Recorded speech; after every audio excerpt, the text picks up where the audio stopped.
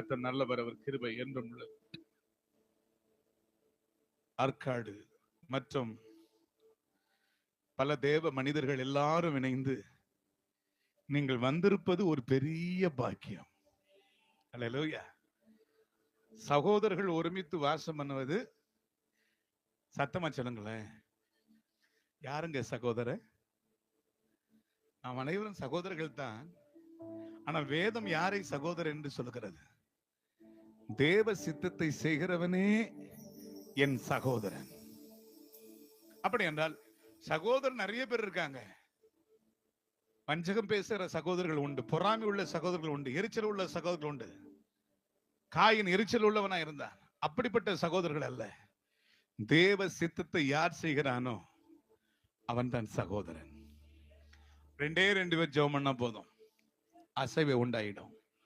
அதுதான் வேதம் சொல்லுகிறது. சகோதரர்கள் ஒருமித்து வாசம் பண்ணுவது. சொல்லுங்க சொல்லுங்க, எத்தனை? இன்னைக்கு 1000 பேர் கூடி ஜெபிச்சாலும் தேவ சித்தத்தை செய்யாத சகோதரர்கள் 1000 பேர் ஜெபம் பண்ணாலும் ஒரு பிரயோஜனம் கிடையாது. தேவ சித்தத்தை செய்கிற 5 பேர் ஜெபம் பண்ணா அந்த இடம் அசையும். ஏன்னா அவங்க தான் சகோதரன். அதுதான் இயேசு சொன்னார், யார் எனக்கு சகோதரன், யார் எனக்கு தாய்? பிதாவினுடைய சித்தத்தை செய்கிறவனே அல்லாமல், சொல்லுங்க, வேறு யாரும் எனக்கு சகோதரன் கிடையாது. அப்படி என்றால் தேவ சித்தத்தை செய்கிற சகோதரர்கள் ஒருமித்து சொல்ல வாசம் பண்ணுவது. அங்க என்ன நடக்குதா? எத்தனை? சத்தமா சொல்லுங்க, வசனம் தெரியும்ல. எத்தனை? அப்ப நன்மை எங்க வருது? நன்மை எங்க வருங்க? நாம் தேவ சித்தத்தை செஞ்சாவே நன்மை வந்துரும். நம்ம கூடி இருக்கிற இடத்துல நன்மை வர்றோம். ஜீவனுள்ள நாளெல்லாம் நன்மையும் கிருபையும் தொடரும். ஆமென். நான் கர்த்தருடைய வீட்டில் நீடித்த நாட்களாய் நிலைத்திருப்பேன். அவருடைய சித்தத்தை நான் செய்தால் போதுமே. அல்லேலூயா. நான் கிறிஸ்தவனாய் இருப்பதில் அல்ல, அப்பாவுடைய சித்தத்தின் மையத்தில் இருக்கிறேன் என்ற முக்கியம். அப்போ சகோதரர்கள் ஒருமித்து வாசம் பண்ணுவது, சகோதரிகள் ஒருமித்து வாசம் பண்ணுவது எத்தனை நன்மையும், அங்கு என்ன எத்தனை இன்பம். உலகம் கொடுப்பது சிற்றின்பம், ஆனால் சகோதரர்கள் வாசம் பண்ணுவது தேவனுடைய பரலோகத்தின் இன்பமே வந்து விடுகிறதா. அவருடைய சமூகத்தில் நித்திய பேரானந்தம் உண்டு. ஆமென். வேதம் சொல்லுகிறது, அங்கேதான் என்றென்றைக்கும் ஆசீர்வாதம். சொல்லுங்க, ஆசீர்வாதம் எங்க இருக்குது? ஆசீர்வாதம் எங்க இருக்குது? சகோதர தேவ சித்தத்தை செய்யறாங்க பாத்தீங்களா, அவங்க கிட்ட எப்பவுமே ஆசீர்வாதம் இருக்கும். அங்க என்றென்றைக்கும் ஆசீர்வாதத்தையும், அங்க என்ன இருக்கிறது? தேவ சித்தத்தை செய்கிற இடத்துல ஜீவன் இருக்கிறது. அல்லேலூயா. ஆமென் சொல்லுங்களேன். அவங்க வாயின் வார்த்தைகள்லாம் ஜீவனா தான் இருக்குமா, அவிசுவாசமான வார்த்தைகள் இருக்காது. அல்லேலூயா.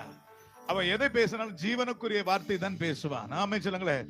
தேவனை உயர்த்தி தான் பேசுவான்.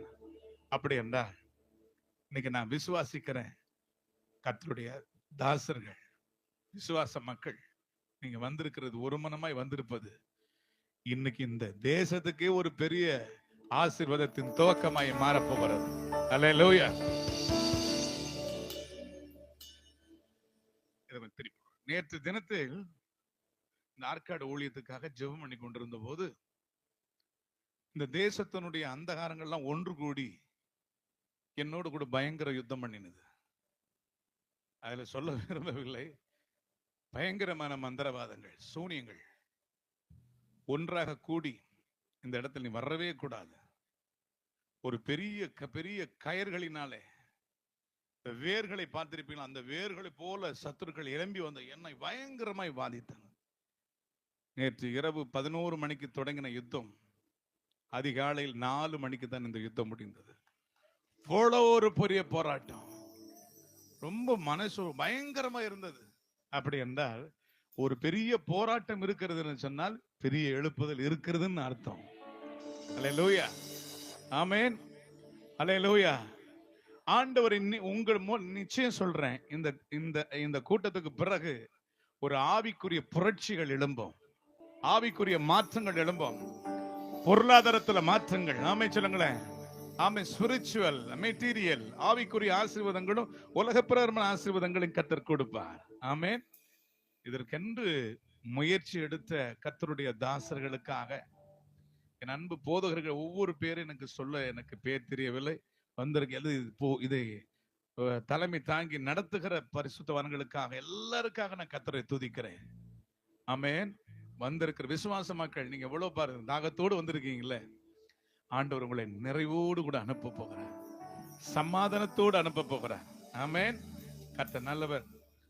நேற்று காலையில இன்னைக்கு காலையில வரை ரொம்ப மனசோர்வா இருந்து இவ்வளவு பெரிய போராட்டத்தை சந்திச்சேன். ஆண்டவரே, ஏன் இந்த தேசம் இவ்வளோ ஒரு பயங்கர சவால் விடுறதா ஊழியமா இருக்கிறதுன்னு சொல்லி பாருங்க. பெரிய மழை வந்தது, தடப்பணி, இப்படி ஆகிலும் ஜனங்களை சோர்வடைய பண்ணணும்னு சொல்லி. ஆனா எல்லாவற்றிலிருந்து கர்த்தர் வெற்றி சிறந்தார். ஹல்லேலூயா. சமீபத்தில் கர்த்தர் ஆண்டவருடைய சமூகத்தை ஜெபம் பண்ணி கொண்டிருக்கும் பொழுது இந்த தேசத்துல நிறைய பரிசுத்தவான்கள், பரிசுத்தவாட்டிகளுடைய நிறைய பேருடைய வாழ்க்கையில பலிப்பிடங்கள் எல்லாம் அணைந்து போய் இருக்கிறது.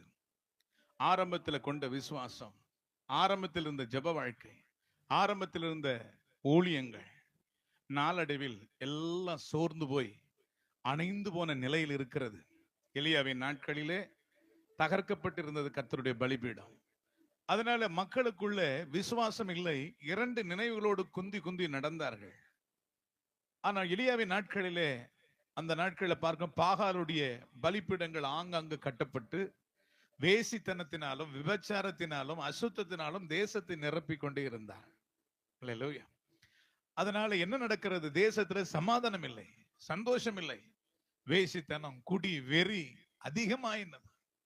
எலியாவை கர்த்தர் கொண்டு ஒரு பலிபீடத்தை கட்டி கர்த்தருடைய நாமத்தை அவன் தொழுது கொண்ட போது வானத்திலிருந்து அக்கினி இறங்கி வந்து, ஆமென் ஆமென், அக்கினி இறங்கி வந்த போது எல்லா முழு இஸ்ரவேலரும் எழும்பி நின்று ஒரே வார்த்தையை முழங்கினார்கள், கர்த்தரே தெய்வம், கர்த்தரே தெய்வம், கர்த்தரே. இதுதான் இந்த கடைசி ரிவைவல்.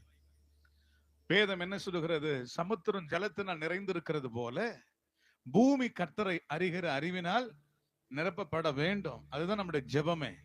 எல்லாருடைய முழங்கால்களும் முடங்கும், எல்லா நாவுகளும். நான் ஒண்ணு சொல்றேன், சர்வ வல்லமையுள்ள தேவன் அவர் ஒருத்தர் தான். ஆமை சொல்லுங்களேன். இது யாராலும் தடுக்க முடியாது. ஆமை சொல்லுங்களேன். அவருடைய எழுப்புதலை எந்த மனுஷனும் தடுக்க முடியாது. ஆமை சொல்லுங்க. ஏன்னா அதிகாரமும் வல்லமை ஆண்டவருடைய கையில் மாத்திரம் இருக்கிறது. ஆமை சொல்லுங்களேன். சத்தத்தை உயர்த்தி சொல்லுங்களேன். அல்லேலூயா. ஆமென் சொல்லுங்களேன். ஆமென் சொல்லுங்க. எல்லா முழங்கால்களும் முடங்கும், எல்லா நாவுகளும் அறிக்கையிடும். ஆமென்.